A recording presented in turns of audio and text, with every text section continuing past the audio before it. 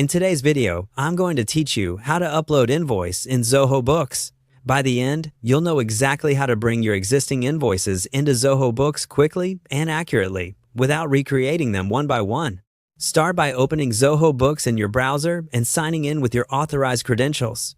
If your account manages multiple organizations, make sure the correct one is selected so your data goes to the right place. Give the dashboard a moment to load fully before moving on. Next, head to the Invoices module. You'll find it in the main navigation panel. Clicking Invoices opens your invoice list, which is also where the import option lives. If you see filters at the top, it's fine to leave them as is for now. The import action doesn't depend on any particular filter. Now look for the New button near the top right of the Invoices page. Right next to it, you'll see a three-dot icon, sometimes labeled as More or shown as an overflow menu. Click that icon to reveal additional actions. This small menu contains tools that aren't on the main toolbar, including the option we need for bringing in data. Choose Import Invoices from that menu. This launches the Import Wizard, which will guide you through the process step by step. If you haven't prepared your file yet, consider downloading the sample template shown in the wizard. It's a great reference for the exact column names and formats Zoho expects. Your file can typically be a CSV or spreadsheet.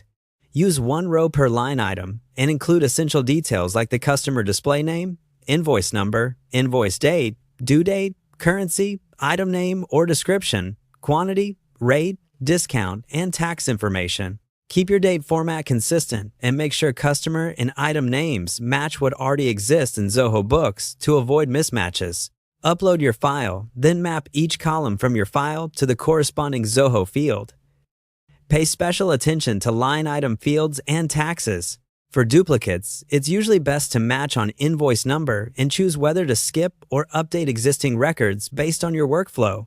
If the wizard offers a preview or test run, use it to catch formatting issues before importing everything. When you start the import, wait for the confirmation summary. If any rows fail, download the error report, fix the highlighted issues, and re-import just those rows.